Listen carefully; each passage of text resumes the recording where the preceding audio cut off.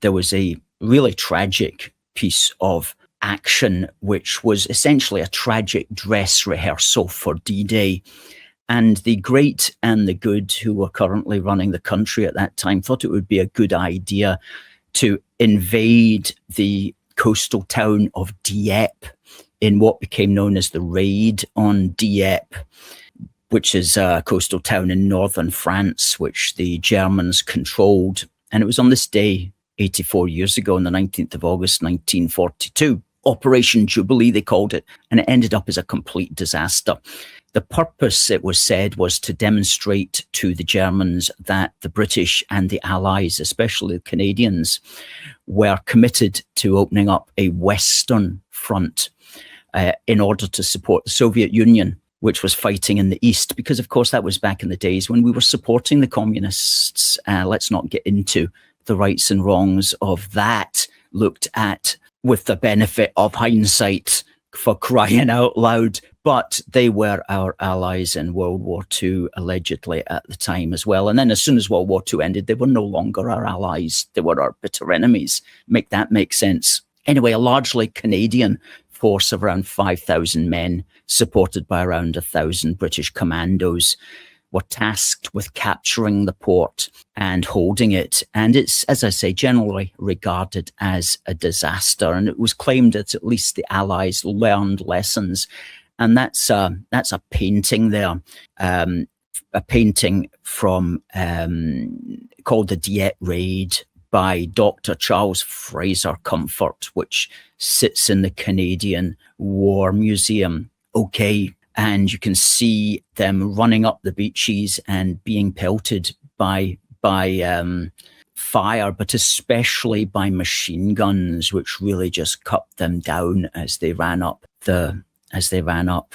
And it's been wryly noted by one or two observers that the purpose of that was to test the German defenses. And well, in that sense, okay, it was achieved, because German defences were proven to have worked extremely well. But according to Wikipedia, Canada lost 907 men and Britain 247. And we've got another painting up there as well by Chris Friesian, who says that this is his painting of the 14th Canadian Army Tank Regiment and landing craft bombarded by German fire while trying to maneuver on the shingle pebble beach.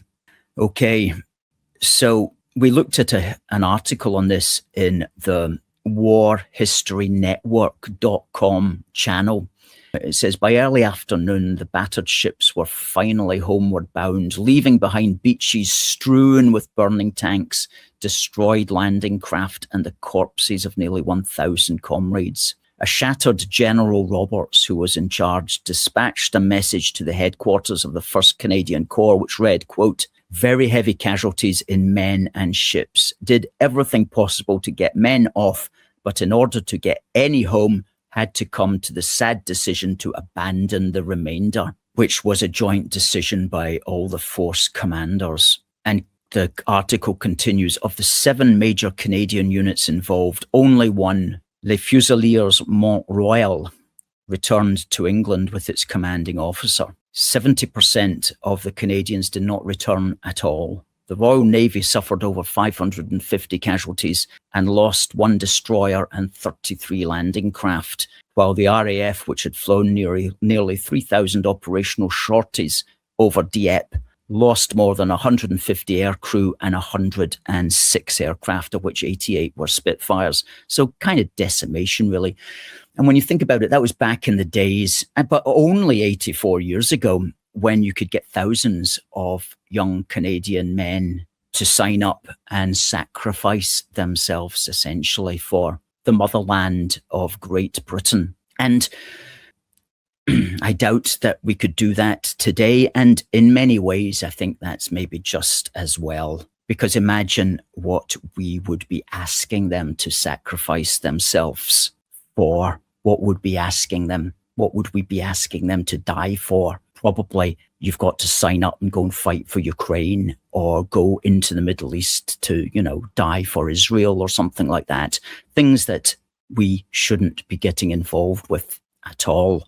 And so that was back then, and hopefully in the past that will remain, because we can see with our own eyes today that our soldiers would not be sent to defend and protect our country. We can see with our own eyes that our politicians are seemingly quite happy to have our own country literally invaded, albeit peacefully, every single day, invaded peacefully across the English Channel. An absolute outrage.